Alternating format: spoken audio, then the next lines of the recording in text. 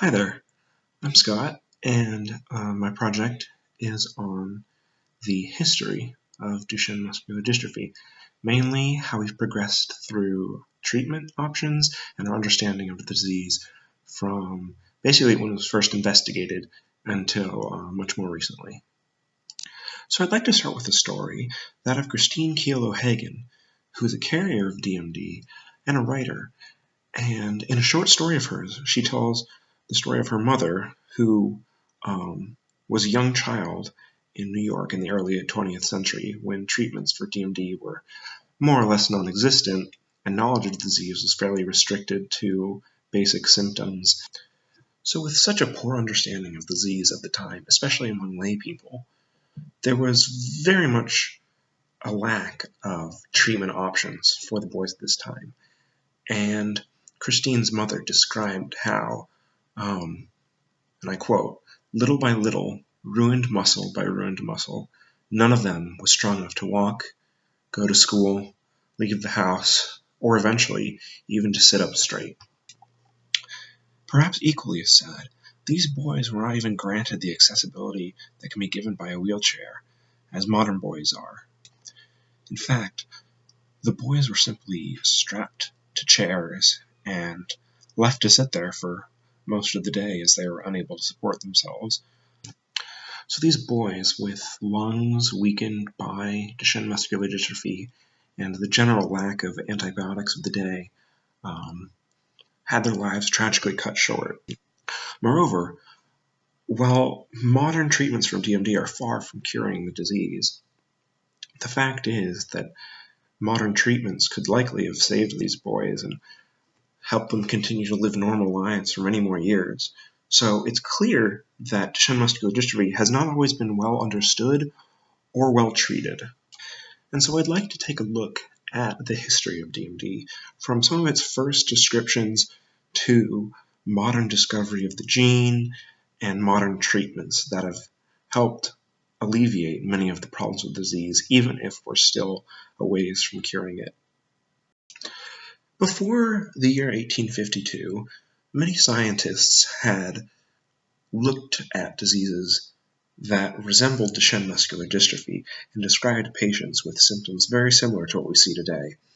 However, no one had really written in depth on the details of the disease until Edward Marion, who wrote an entire monograph on muscular dystrophy and actually came very close to some of the root causes. Namely, Marion suggested that the disease was likely caused by some sort of sarcolemmal defect, and he believed it was carried by females and passed on exclusively to males.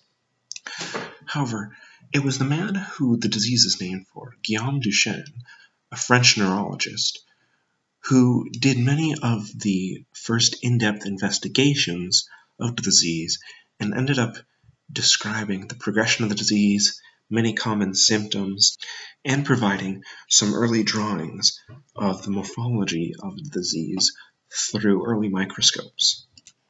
Unfortunately, after this, not much progress was made towards a better understanding of the disease, mostly due to a lack of adequate technology at the time. In fact, if we fast forward almost 90 years, it wasn't until the 1950s that scientists discovered that Duchenne muscular dystrophy was in fact X-linked as hypothesized earlier. Equally unfortunate, what little we did understand of the disease at the time did not really correlate to treatments.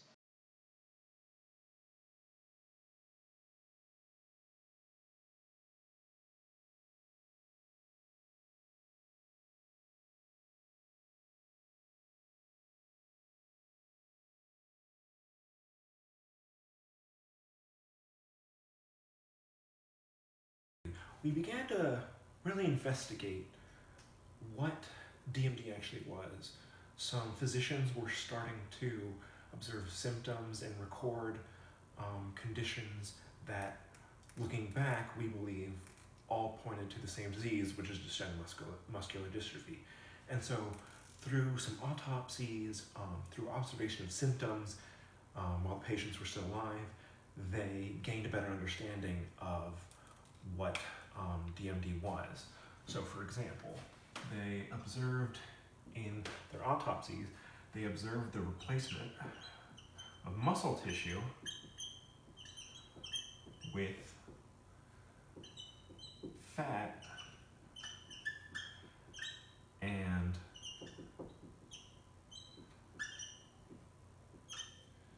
fibrotic tissue.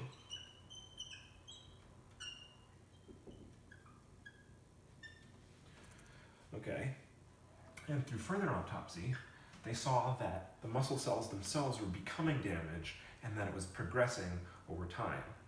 So they saw a progression of muscle damage.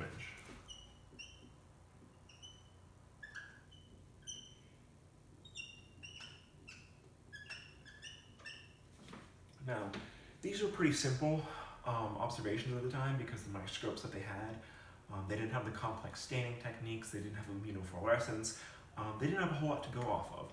So most of their descriptions were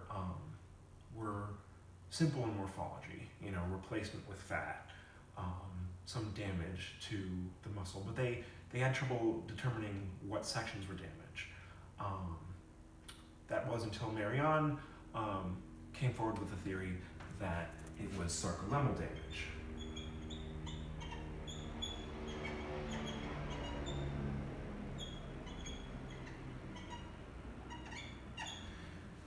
And of course now, we understand the very same concept through tests such as the Evans blue dye test, which shows us that the membrane is in fact breaking apart because dystrophin is missing.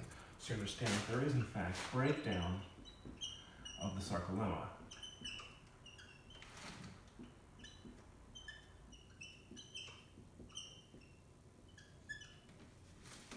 Furthermore, we know that this breakdown is due to the absence of dystrophin due to the discovery of the dystrophin gene. So obviously we first had to discover the dystrophin protein and gene,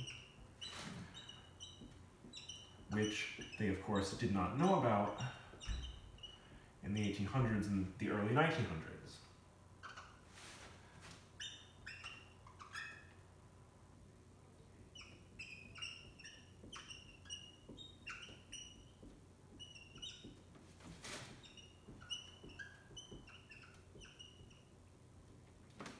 So, from discovering those genes and doing tests with mice, knockout mice for example, we discovered that it was in fact dystrophin that was causing a lot of these symptoms. So it was causing the muscles to become damaged, and that led to this cycle of regeneration. So now we've begun to understand the cycle of regeneration through immune cells.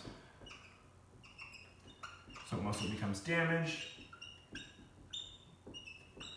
the immune cells invade, and that causes these cycles of repopulation by satellite cells, which eventually become exhausted and unable to fill the gaps, which results in that space, which was filled by muscle, now becoming increasingly filled by fat and fibrotic tissue, such as collagen.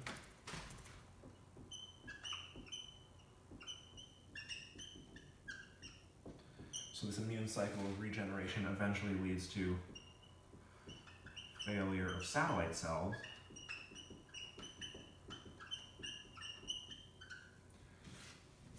and so that is what causes this replacement of muscle with fat that was seen so much earlier. So many of our current understanding explain the phenotypes of these earlier understandings. So while we don't have a cure, we do have a much better understanding of what causes Duchenne muscular dystrophy, why does it cause it, and of course we still understand the symptoms. So, you know, weak muscles,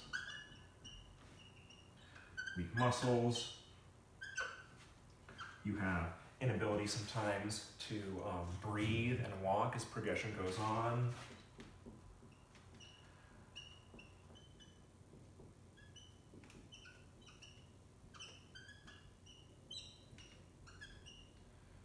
And while they didn't have the modern treatments that we did, such as wheelchairs and non-invasive respiration, or ventilation rather, they did recognize these symptoms as they occurred.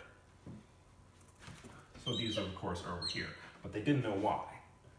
And so that's an understanding that we've gained through the discovery of the dystrophin gene, through the discovery of the dystrophin glycoprotein complex, which through various technologies, gene sequencing, gene knockouts, experiments, immunofluorescence, have all allowed us to understand. It becomes clear that there's a sort of story going on here as we progressed in our understanding of the disease. So at first, back in the early 1800s, we had parents bringing in children, their boys, to physicians of the day, and the physicians observed common symptoms. So they observed the trouble getting up, they observed different statures, observed certain deformities, enlargement of muscles, hypertrophy, trouble breathing as it progressed, inability to walk. So they recognized these early symptoms, and that led them to investigate the histology, so doing muscle biopsies or autopsies, and observing what was wrong with the muscle, so observing that muscle was being damaged and replaced and disappearing over time. And then that led them to kind of characterizing some of the symptoms, so the progression. So Guillaume Duchenne described how the disease progressed from an earlier stage where it was barely noticeable to some difficulties walking, some changes in stature, to further inability to breathe, walk, severe weakening of the muscles, and then eventually death. And so that was kind of a characterization.